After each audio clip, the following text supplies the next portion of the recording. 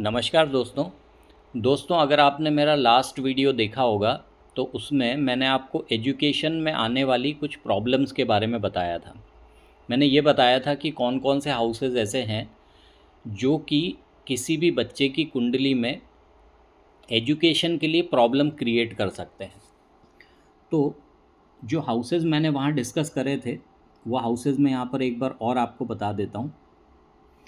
मैंने हाउसेस जो डिस्कस करे थे वो करे थे 3, फिर मैंने 5 डिस्कस किया था, फिर मैंने 8 डिस्कस किया था, फिर मैंने 12 डिस्कस किया था और मैंने 10th डिस्कस किया था। यहाँ पर मेजरली जो प्रॉब्लम क्रिएट करेंगे वो 3 करेगा, 5 करेगा, 8 करेगा और 12 करेगा। 6th हाउस मैंने आपको वहाँ पर बताया था कि 6th हाउस जो है वो पॉजिटिव हाउस मान के आपको चलना है एजुकेशन के लिए। अब इस वीडियो को बनाने का मेरा जो एम है वो ये है कि हम किस तरीके से जो प्रॉब्लम आ रही हैं उनको अपॉर्चुनिटी में किस तरीके से कन्वर्ट कर सकते हैं वो हमारे लिए जानना ज़रूरी है। तो यहाँ पर इस कोर कॉन्सेप्ट को समझने की कोशिश करिएगा। मैं आपको एक एजुकेशन के पॉइंट ऑफ व्यू से समझा रहा हूँ, लेकिन इस कोर कॉन्सेप्ट को आप हर दूसरी फील्ड में यूज़ कर सकते हैं। जैसे मैरिज के लिए यूज़ कर सकते हैं, जैसे चाइल्ड प्रॉमिस के लिए यूज़ कर सकते हैं। इस तरीके से अलग अलग सब्जेक्ट में आप इसको यूज़ कर सकते हैं। तो इस कोर कॉन्सेप्ट को समझने की कोशिश करिए। तो यहाँ पर ये सबसे पहले समझिए कि कोई हाउस जो है वो प्रॉब्लम किस तरीके से क्रिएट कर सकता है। तो सबसे पहली चीज़ की जो 3rd हाउस है, मैंने आपको लास्ट वीडियो में भी बताया था कि 4th हाउस जो होता है वो क्या देता है, मन की स्थिरता। और 3rd हाउस क्या करेगा, उस मन की स्थिरता को डिस्टर्ब करने की कोशिश करेगा, यानी कि मन जो है वो अस्थिर होगा। और मन जब अस्थिर होगा तो ऑटोमेटिकली आपको ये देखने को मिलेगा कि बच्चा जो है पढ़ाई में मन नहीं लगा रहा है। बिल्कुल वैसे ही 8th हाउस एक्टिवेट होगा तो कहीं ना कहीं बच्चे को गाइडेंस में प्रॉब्लम आनी शुरू हो जाएगी। कहीं ना कहीं उसके जो रिज़ल्ट हैं उस पे अफेक्ट आना शुरू हो जाएगा। अगर 12th हाउस एक्टिवेट हो रहा है तो भी कहीं ना कहीं जो पढ़ाई के लिए एक डिस्कनेक्शन होता है वो आना शुरू हो जाएगा।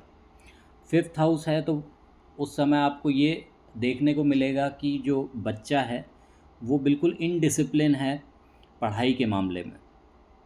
अब हमारा जो एम है वो ये है कि इन्हीं जो बुराइयां आ रही हैं, जो पढ़ाई में हर्डल्स पैदा कर रही हैं, इन्हीं हर्डल्स को अपॉर्चुनिटी में हम कैसे कन्वर्ट कर सकते हैं।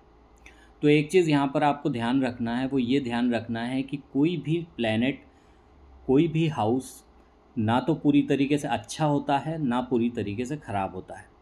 हर हाउस के अपने पॉजिटिव एस्पेक्ट भी होते हैं और हर हाउस के अपने निगेटिव एस्पेक्ट भी होते हैं।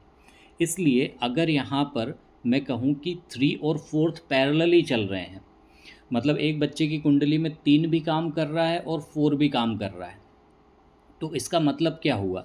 इसका मतलब ये हुआ कि अगर आपने 3 पर 3 जो 3rd हाउस है उस पर ध्यान नहीं दिया तो वो क्या करेगा, वो अपने निगेटिव एस्पेक्ट से 4th को जो है ख़राब करना शुरू कर देगा। अब आपको क्या करना है, अगर आपको इसके जो निगेटिव इफ़ेक्ट हैं उसको कम करने की कोशिश करना है तो आप क्या कर सकते हैं, इसके पॉजिटिव इफ़ेक्ट को बढ़ा सकते हैं। और यही बेसिकली इस थ्योरी का मेन जो है एक थीम है जिसे कि आपको समझने की कोशिश करनी है।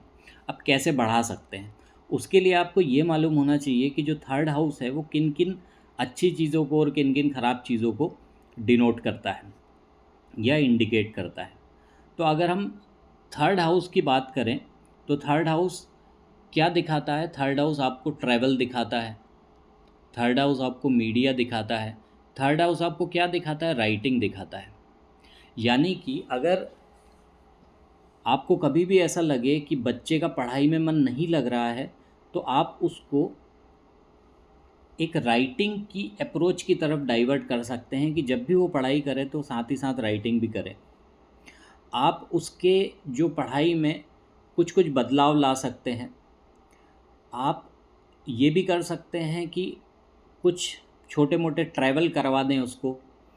तो जैसे ही आप 3rd हाउस के इन एस्पेक्ट को एक्टिवेट कर देंगे तो क्या होगा, जो 3rd हाउस एक नेगेटिव रिज़ल्ट दे रहा था 4th हाउस के लिए, वो नेगेटिव रिज़ल्ट ना दे के वही जो नेगेटिव रिज़ल्ट हैं वो पॉजिटिव रिज़ल्ट में कन्वर्ट होने शुरू हो जाएंगे।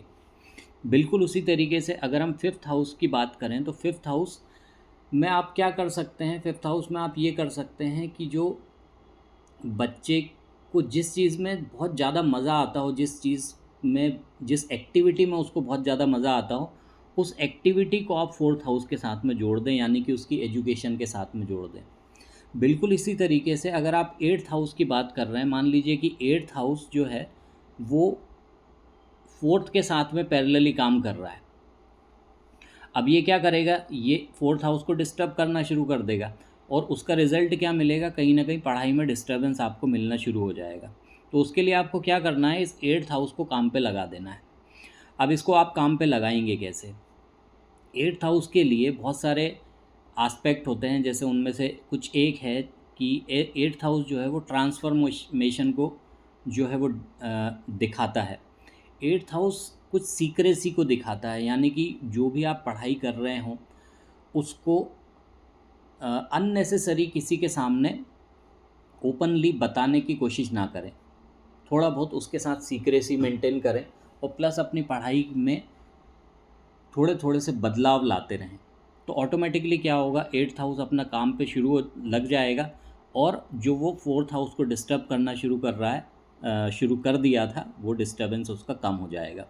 बिल्कुल उसी तरीके से अगर हम ट्वेल्थ हाउस की बात करें तो ट्वेल्थ हाउस अगर एक्टिव है फोर्थ के साथ में, तो आप क्या कर सकते हैं, इस ट्वेल्थ हाउस को काम पे लगाने के लिए आप क्या कर सकते हैं, अपने बच्चे का, जैसे हम कहते हैं कि हवा पानी बदल देना, तो कुछ टेम्परेरीली उसके साथ में आप ये कर सकते हैं कि कुछ उसका प्लेस चेंज कर दें कुछ दिनों के लिए और वहाँ पे उसकी पढ़ाई जो है वो कंटिन्यू करें।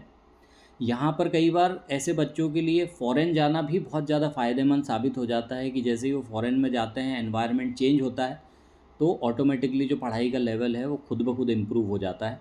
क्यों? क्योंकि आपने ट्वेल्थ हाउस को काम पे लगा दिया है और जो काम वो क्या कर रहा था, डिस्टर्ब करने का काम कर रहा था, वही काम अब वो सपोर्ट के लिए करना शुरू कर देगा। और यही इस जो पूरी की पूरी थ्योरी है जिसमें कि हम एक नेगेटिव एस्पेक्ट को पॉजिटिव में कन्वर्ट कर देते हैं, या फिर हम कहें कि एक प्रॉब्लम को हम अपॉर्चुनिटी में कन्वर्ट कर देते हैं, इस तरीके से काम होना शुरू हो जाता है। तो मेरे ख्याल से आपको ये कॉन्सेप्ट समझ में आया होगा। बहुत ही अच्छा कॉन्सेप्ट है और प्रैक्टिकली आप इसको यूज़ करके देखिए, आपको 100% इसका फ़ायदा मिलेगा। और हमें वीडियो में बताइए कि और क्या आप और किस तरीके के वीडियोस जो हैं हम आपके लिए लेके आएँ, किस टॉपिक पे लेके आएँ। कुछ आपकी प्रॉब्लम्स हो वो भी आप हमारे साथ में शेयर कीजिए, उसके भी सॉल्यूशन हम आपको देंगे। इसके लिए किसी भी तरीके की कोई फ़ीस नहीं है। सो हमारे चैनल को लाइक और सब्सक्राइब भी कीजिए और हमारे चैनल से जुड़े रहिए ताकि जो अपडेट्स हैं वो आपको मिलते रहें। आई होप कि ये वीडियो आपको पसंद आया होगा। बहुत बहुत धन्यवाद।